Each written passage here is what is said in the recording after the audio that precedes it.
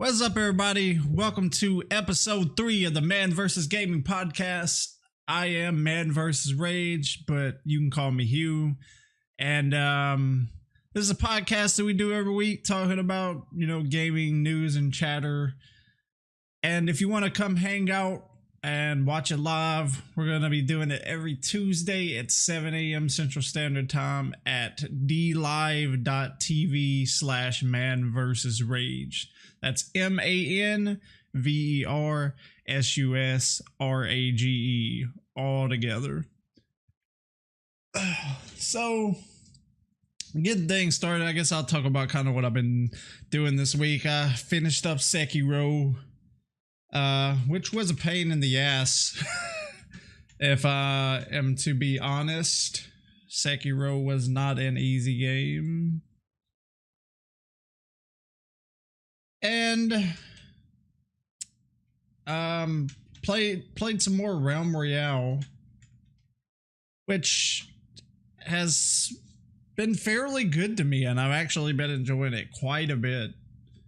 Me and a few friends have been playing it.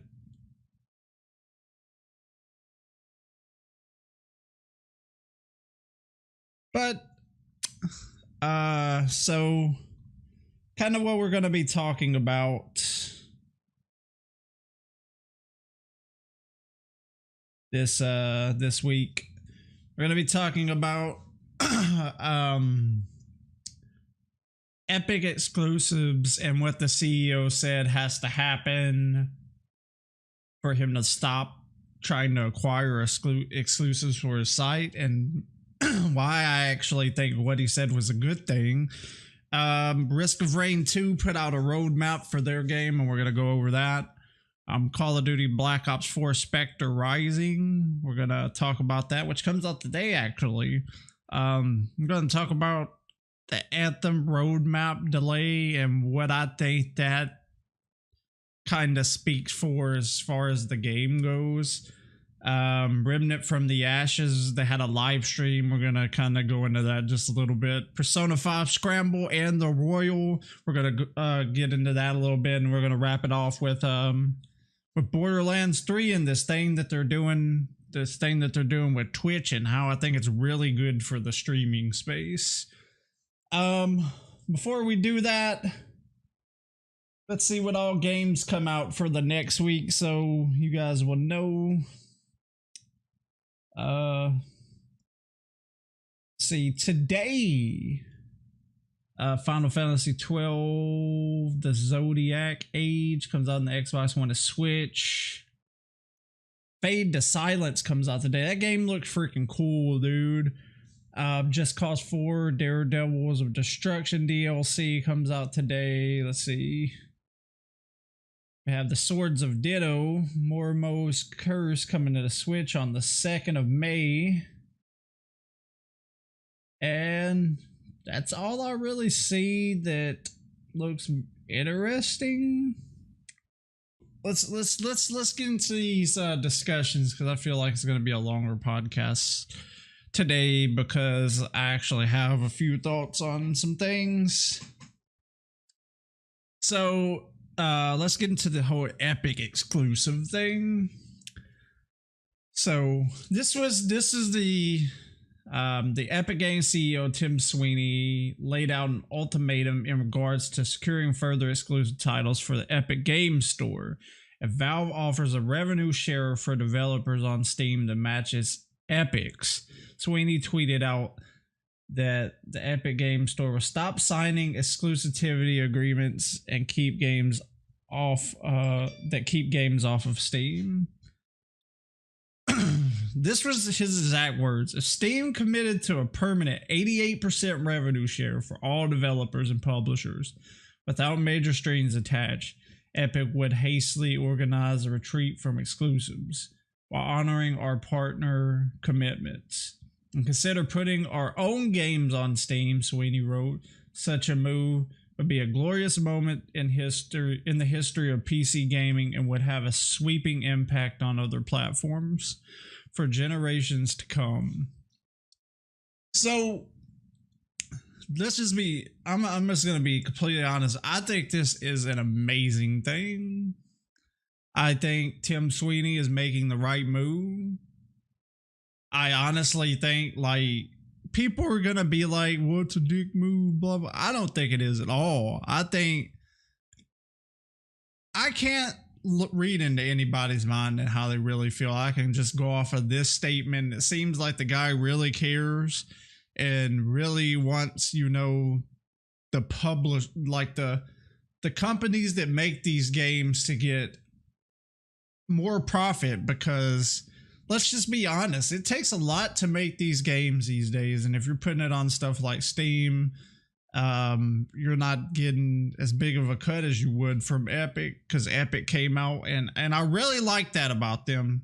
You can say what you want to say about them, about their platform and how it doesn't have all the features and how it's kind of nobody know if they're like looking into like your shit on your computer, but you cannot sit there and say that they are not doing developers right, because they are.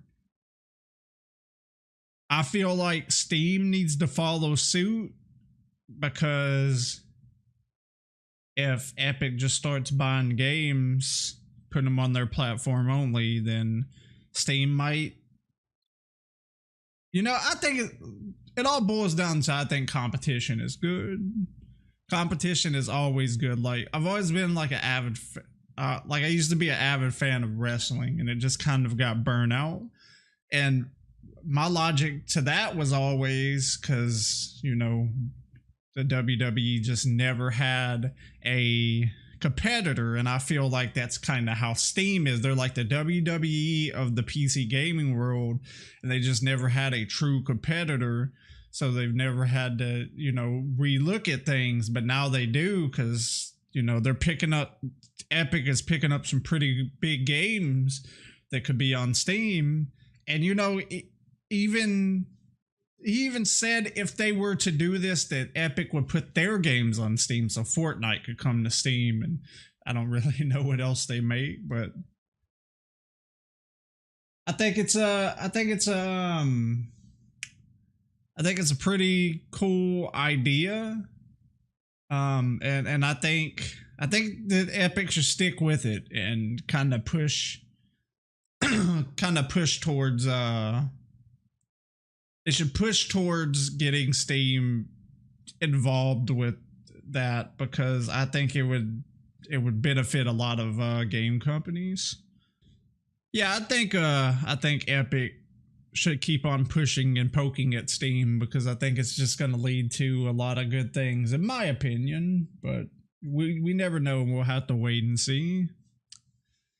All right, moving on. Risk of Rain 2, they put out a roadmap for their game this week. For their early access and when we could plan to see the game maybe come out. So in June, we'll be getting a new survivor, a new stage, a new boss, items, equipment, and more. In summer, they'll be putting out Skills 2.0, a new survivor, stage boss, items, equipment, and more. In the fall, we'll get the same thing, but included we'll get Hidden Realms. I wonder what that's going to be. In the winter, we'll get Artifacts 2.0, and then all the same as earlier, except for Survivor. It does not have a new Survivor on that one. And then in spring 2020 is when the game will officially launch, with all that, you know, was stated before. So they're going to be trying to bring out a lot of new survivors, bosses, stages, items, and equipment, which is definitely what the game needs, because that's all the game is, but really is just you pick a survivor and you go through stages and try to get stronger. I wonder what the Hidden Realms is. That sounds cool. It might be, when I was playing the other day, I found a gold ore obelisk, and it didn't do anything when I popped it, but when I beat the boss, a gold portal spawned. And it took me to a place like you couldn't get to otherwise where I fought like a special boss. And that seemed pretty cool. I hope they add more of that stuff into the game. It's a really fun game. I think a lot of work needs to be done on the multiplayer. Because when I actually tried to play it, it was very laggy and I got kicked out of most of my games. And then honestly, like, I don't see myself playing with randoms too much because it was just kind of bad. Like, they were kind of dicks, I guess. They would take everything and open all the chests and would leave me nothing. But to see them putting like this kind of work into the game, I appreciate it, because I think the game is really good for, you know, a $20 budget price game. I think it's really good, and I hope to see them push it further. All right, so moving on to Call of Duty Black Ops 4 Spectre Rising, which is the new like event, I guess you would say, that's coming out today on PS4, and I take it next week on Xbox and PC. So there's a lot of shit to go over in this. Getting a new specialist called Spectre, which is probably going to be who I play as now, because he has a katana and everybody knows how I feel about katanas. I mean, just look back there. I literally have one. So it's like my favorite thing in the world. There'll be a new Blackout update called Wet Works. There'll be new black market items. They'll be starting Days of Summer, which they had that in Modern Warfare Remastered, I believe. And it was just kind of like they had put a map out with like a summer theme, and they'd have like summer, you know, character skins and whatnot. So multiplayer is going to get new weapons. Prop Hunt will be coming back. League play updates, gameplay tuning updates. There's additional new modes and more. And Blackout, in the Wet Works thing, as I stated, Bounty Hunter, Alcatraz map improvements, new characters, new equipment, the Dart, Ground War, whatever that is, an attack helicopter, which is probably going to be freaking OP, and everybody's going to try to get it, just like the Humvees with the guns on the back. We'll be getting new weapons, new equipment, and more. For zombies players, we're getting Super Blood Wolf Moon Gauntlet. Have no idea what that is.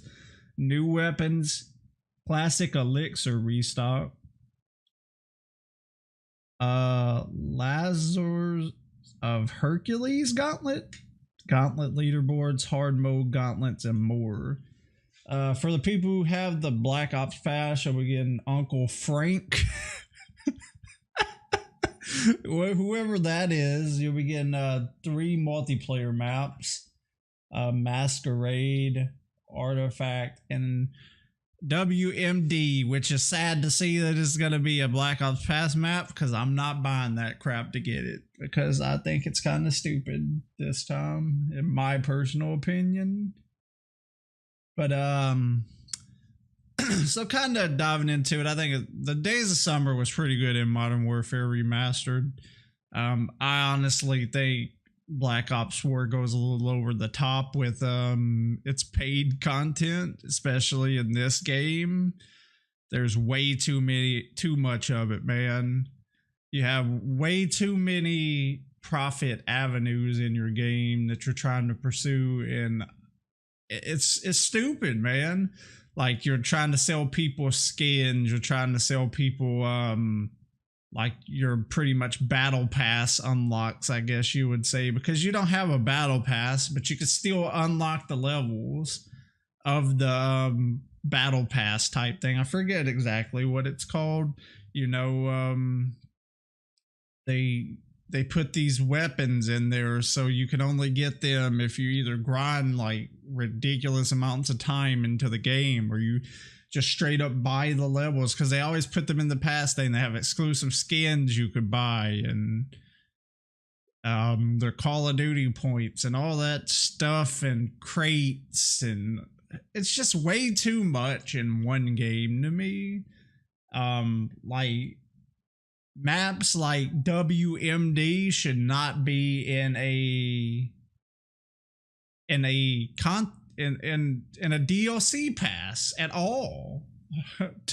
In my opinion, that is a old map. Sure, you had to rework it to put it in the game, but it's already laid out. You didn't have to draw any map designs and get people. You just had to get people to kind of make it. It might be changed a little bit, but I highly doubt it because they didn't really change like firing range and stuff. So it shouldn't be in like your season pass. I could understand like putting like Masquerade and Artifact in it and maybe your Uncle Frank skin for Blackout, but WMD should have just been free for everybody in my personal opinion.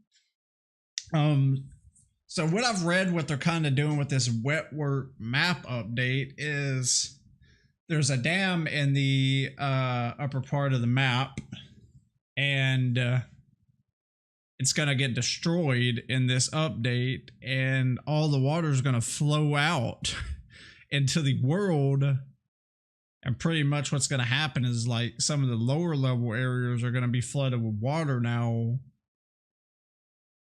And it just seems crazy, dude.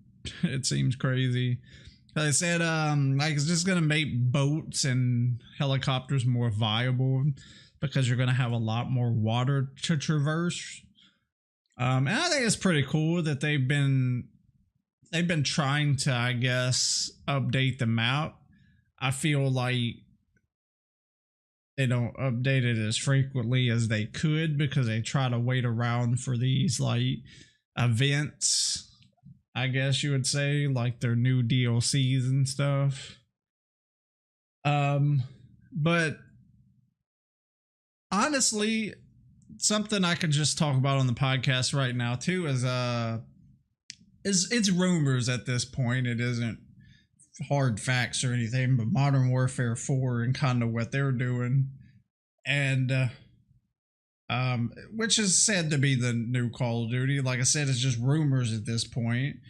But what they're supposed to be doing is like remastering. I've heard different things. I've heard they're going to remaster like Modern Warfare 2's campaign, and then I heard that they weren't. So, but one thing I know that they said that they're doing is they're adding in, you know, of course, the multiplayer.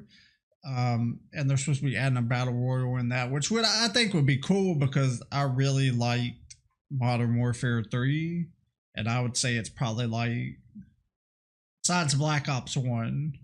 But see, I never really liked any of the other Black Ops games per se. 2 was okay. We had a lot of fun on it, but it's more because of friends than the actual game. And 3 and 4 just kind of, to me. Blackout is cool in 4. It gets on my nerves sometimes, but it's still a fun game mode to play with friends. But you know, I loved Modern Warfare 1 Remastered. I never got to play the original. Sadly, I never got to play Modern Warfare 2 whenever it was like in its good times. Sadly, whenever I got into it, it was plagued by hackers and it was just ridiculous. The Modern Warfare 3 is probably my second favorite Call of Duty. In some ways, it even beats Black Ops 1. But supposedly what they're trying to do with it is, I'm taking the Battle Royale, would just have maps from Modern Warfare 1 through 3, and then the multiplayer, from what I heard, they're going to take maps from Modern Warfare, all the Modern Warfare games, or at least Modern Warfare 2 and 3, and put them as the multiplayer maps.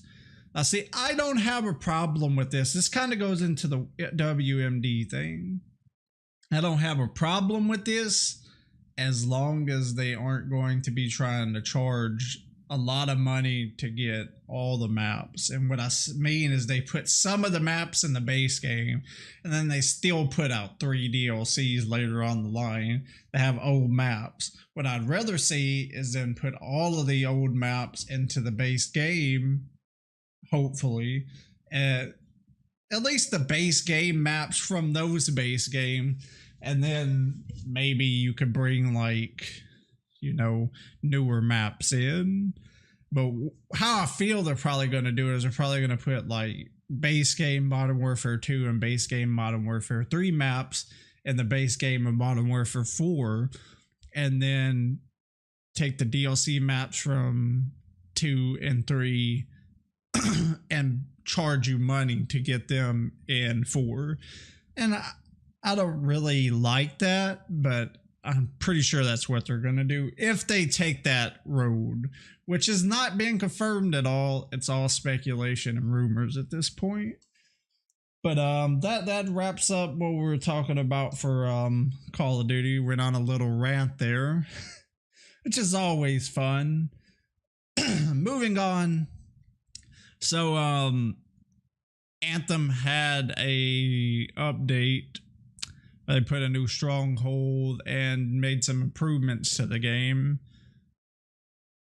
I played it and I enjoyed it. The new stronghold per se, and the improvement that they made to where you can actually go into your pretty much weapons screen anywhere in the game. Like even when you're out on a mission, you can now change weapons and equipment. I think that's a good feature. But there's a big but here. They released their new 90-day roadmap, and they're pushing a lot of stuff back, like a lot. And it worries me. It worries me about the game because I enjoy it. I'm not gonna sit here and say like it's the best game ever because it has a lot of problems. But I think the basis for a good game is there. I just think it needs a lot of work, and they can't just sit on their asses and not push this stuff out because it's not going to look good for them, especially being that, you know, the game came out in the shape it was in. People want progress, and they want to see it consistently. And when you're not giving that to people, you know, when you're trying to fix your game and you're trying to fix the loot, and your loot's literally getting more and more messed up every time you throw an update out, or, you know, you had a bunch of stuff on your roadmap that's supposed to come out in April, and you only like came through on one of those things that you said you were going to put out. It doesn't look good for you, and now you're pushing stuff back. I'm just hoping that, you know, it won't get to the point to where they're like, we're done with this game, because I want to see it do good, but at this point it's not looking good at all, really. It looks like they're maybe putting it on the back burner a little bit, and I don't think that's good, because to me personally, EA is in a hole already, like a fucking pretty deep hole, and for them to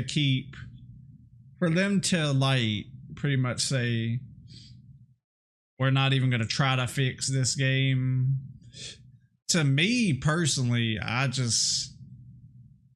it was somewhat made me give up on the company like 100%. Like I still have a little faith that they could fix this game, and that maybe EA could change, and my faith may be placed wrong at this point, because they did a lot of stuff to mess up. But hopefully they can get their crap together and fix this game, and BioWare can do something, pull something out of their ass, I guess, some kind of miracle to fix this game. Because they had to, like I said, they had to constantly be working on this because people ain't going to take nothing less. Most people have already left already. You have a few people that stuck around, and they need to start delivering on some stuff real quick, or nobody's going to care once you do fix it either. So that's my thoughts on it, at least. So moving on, Remnant from the Ashes. Everybody knows this is a game that I am super fucking pumped for, and I'm ready for it to come out. Like, I wish it came out today. They finally got pre-orders up. So some of the things you get in the pre-orders, you get like 3 sets of armor, I believe. You get a XP boost and a crate of materials, I believe, and access to in a weekend that they have not announced yet, but a weekend, like, just, I guess, demo pretty much. So but they held a live stream with a Twitch streamer named Gassy Mexican on his channel, and they played for about an hour and a half to 2 hours, just the game, and it looks awesome. So it showed up the hub world where you can go and you can buy guns. They have a person you can go upgrade your guns. You can take materials and craft new guns. So kind of what they did is they have two, I guess you would say, biomes right now. They have Earth, and then they have Yasha, I believe is what it's called. It's like a jungle type place. But they started off on Earth, and kind of what you do is you go to this crystal and you go to like a hub world of Earth, I guess you'd say. It's kind of like a hub world, but it's filled with monsters. And what you're trying to do is you're exploring this hub world, this overarching world, and you're trying to find like sewers and doors that lead into essentially dungeons. So what you do is you go in through the entrance, and there's a little crystal on the ground. It's kind of like a bonfire, or a lamp in Bloodborne, or a bonfire in Dark Souls. You sit down at it, you can rest, and you can heal your wounds and get your healing items back. But the cool thing about this is the dungeon layout doesn't particularly change, which I'm guessing it stays the same until you go into like a new game, and then it would change the layout, because it's supposed to have a what is the word? A dynamic randomization to how the level layout is. But I'm guessing that doesn't come into play until you get into newer games. Like, what I mean by newer games is like you beat the game and then go into essentially a new game with what you had before, but the whole layout of the game changes. But they were in like this sewer area, and he would go through and he would fight enemies, and he died like a few times. But the cool thing is, every time he died, the enemies were placed in new areas, so it wasn't the same run over and over. You actually had to stay on your toes, because you would have groups of enemies in different places, and you would have new enemies altogether that you hadn't even seen before, and you had to deal with them in different ways.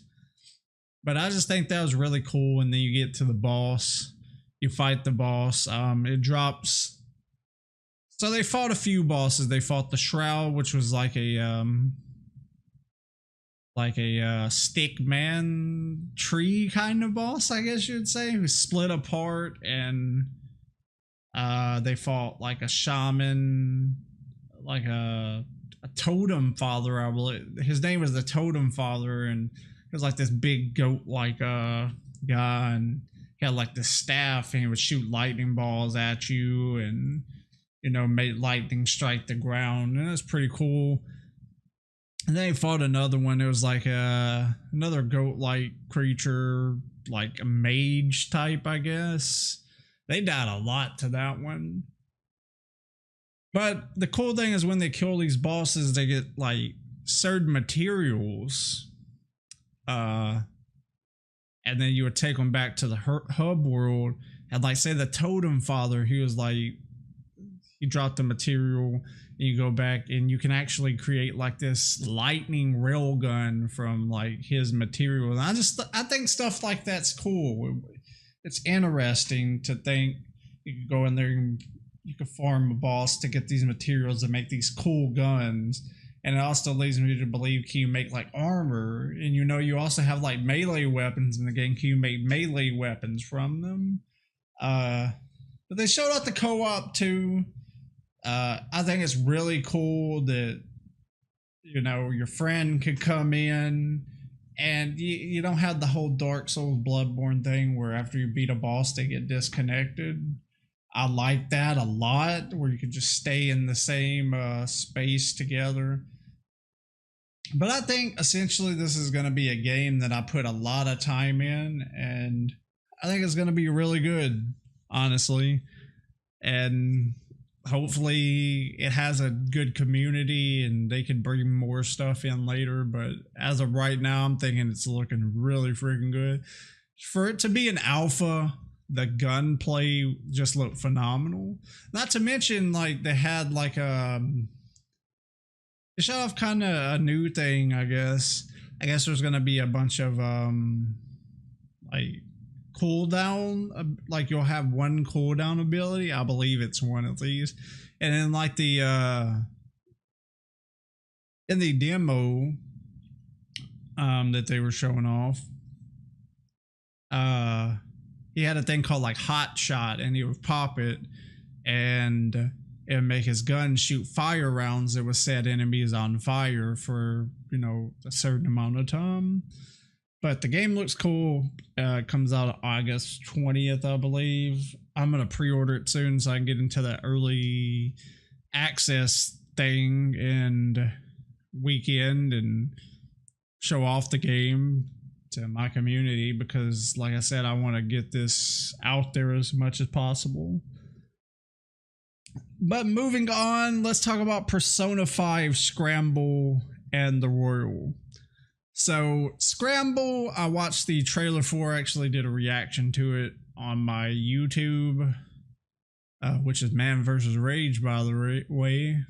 ManVersusRage. Just do a little plug right there. But Persona 5 Scramble looks cool. It's like it's essentially Persona 5. It's a Persona 5 Dynasty Warriors game. I'll state some of my concerns that I kind of have with it, like I did in my video. I just hope, what I think they'll do though, I hope they'll have enough characters to for it to be a good game, because you know, like Dynasty Warriors and Samurai Warriors and games like that have a shit ton of characters.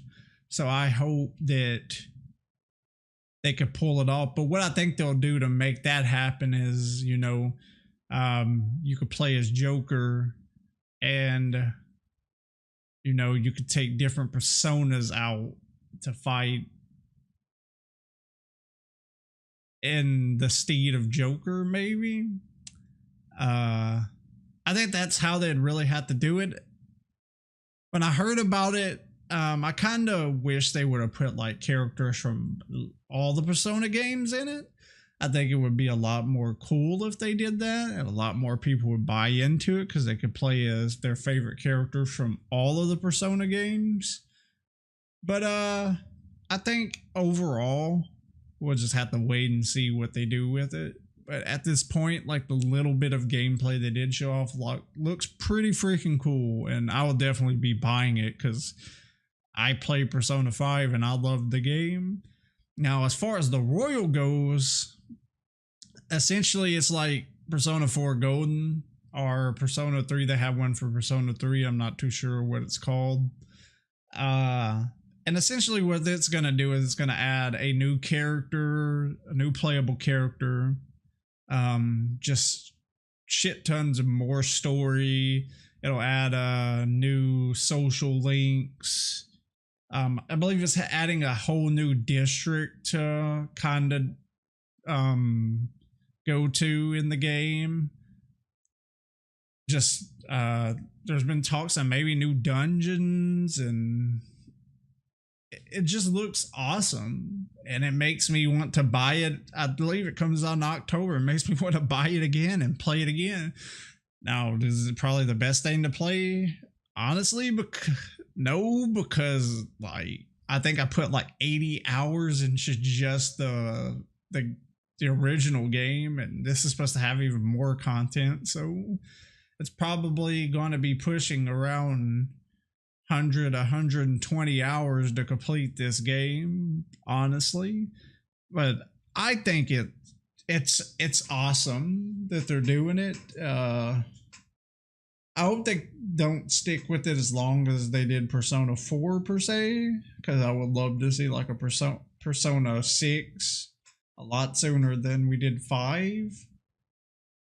But I'm okay with this right now. Well, it comes out in October in Japan. I don't think it comes out in anywhere else until next year.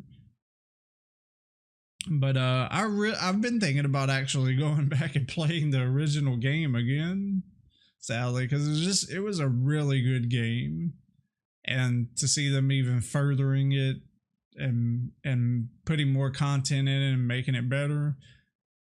I somewhat wish if you own the base game you could just update it, but I can understand why they don't do that.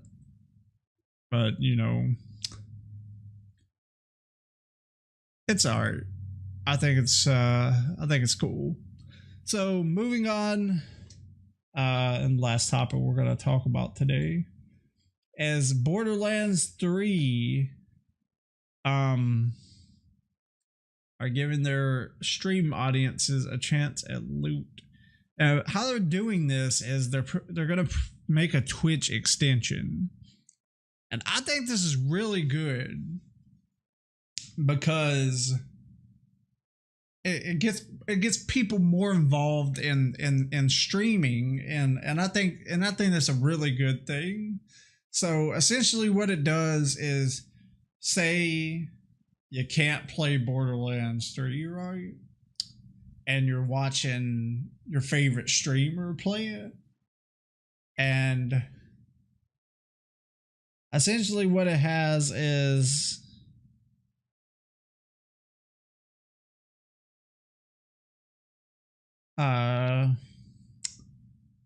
let me find the exact thing.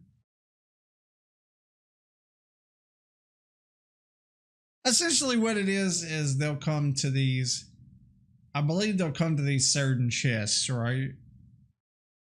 And you have like 30 seconds to opt in. So you can't just be sitting there, you know, lurking and not paying attention to the stream. You have to actually be watching to know whenever to opt into these things. But essentially what it does is, I believe there are certain chests you can opt in within 30 seconds, and then they can get loot from these chests, and whatever they get, you get too in your game. It'll be sent to your mailbox. It doesn't matter if you're not at home. I believe all you do is you connect your shift thing to it, and then it doesn't matter if you're at work, at the doctor, if you're watching a stream and you opt in, they get something cool, it'll be sent to your mailbox in your game for you to pick up, and it'll be scaled to your level. And I think this is really cool because it's like, to me, it's like you can grind in the game even when you're not home to grind in the game, if you know what I'm saying. Like, say you're max level and you're looking for this specific gun, and you've been looking for it for weeks and you can't find it, and then you're watching your favorite streamer, you opt in and they get it, now you have that gun. And I think that's a really cool idea.